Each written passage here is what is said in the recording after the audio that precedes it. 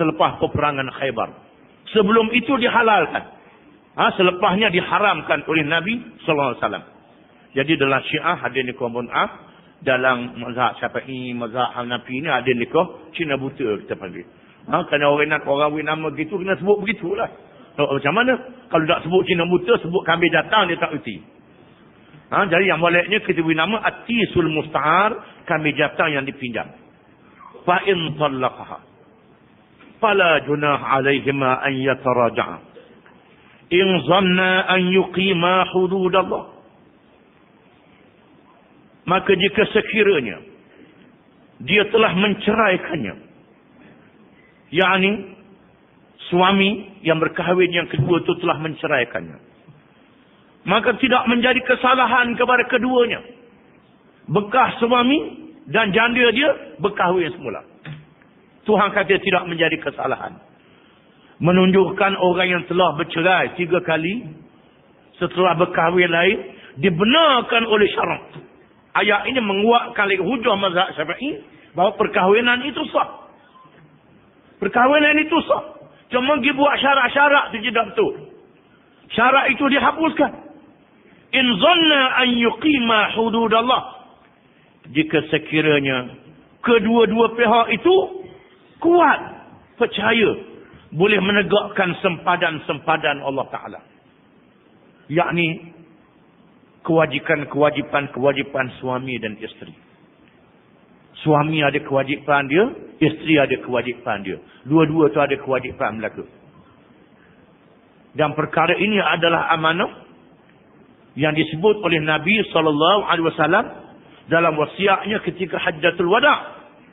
Wa tilka hududullah yubayyinuha liqaumin ya'lamun. Dan itulah dia sempadan-sempadan Allah. Hudud yakni sempadan-sempadan Allah. Batas-batas Allah yang ia telah terangkan bagi orang-orang yang mahu mengetahui dan memahaminya. Diulangi sekali lagi. Dalam ayat yang dahulu disebut, wa man yata'adda hududallah fa ulaika humuz zalimun. Dan sesiapa yang melampaui hudud Allah, maka mereka itulah orang-orang yang zalim.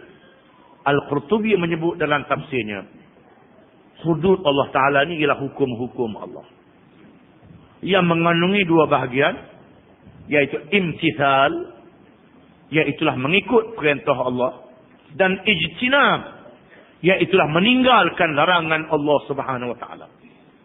Perintah yang berbentuk suruhan dan perintah yang berbentuk larangan.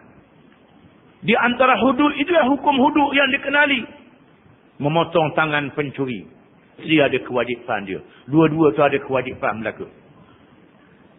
Dan perkara ini adalah amanah yang disebut oleh Nabi SAW dalam wasiatnya ketika Hajjatul Wada'. Wa tilka hududullah yubayyinuha liqaumin ya'lamun. Dan itulah dia sempadan-sempadan Allah. Hudud yakni sempadan-sempadan Allah. Batas-batas Allah yang ia telah terangkan bagi orang-orang yang mahu mengetahui dan memahaminya. Diulangi sekali lagi. Dalam ayat yang dahulu disebut, wa man yata'adda hududallah fa ulaika humuz zalimun. Dan sesiapa yang melampaui hudud Allah, maka mereka itulah orang-orang yang zalim. Al-Qurtubi menyebut dalam tafsirnya, hudud Allah Ta'ala ni ialah hukum-hukum Allah yang mengandungi 2 bahagian, iaitu imtithal, iaitulah mengikut perintah Allah, dan ijtinab, iaitulah meninggalkan larangan Allah Subhanahu Wa Ta'ala. Perintah yang berbentuk suruhan dan perintah yang berbentuk larangan. Di antara hudud itu adalah hukum hudud yang dikenali. Memotong tangan pencuri, merejam orang berzina dan sebab 100 ratan kepada yang belum kahwin, direjam yang sudah kahwin. Hukuman hirabah, merompak dan menyamun, dan termasuk juga hukum qisas, dan termasuk juga kewajipan berpuasa. Ya ayyuhalladzina amanu kutiba alaikumusiyam. Wahai orang yang beriman, diwajibkan ke atas kamu berpuasa. Dan ada adab puasa. Termasuk dalam perkara wasiat. Yang wajib ditunaikan wasiat itu. Ini termasuk dia dalam hududullah, sempadan-sempadan Allah yang wajib kita tunaikan, yang wajib kita laksanakan.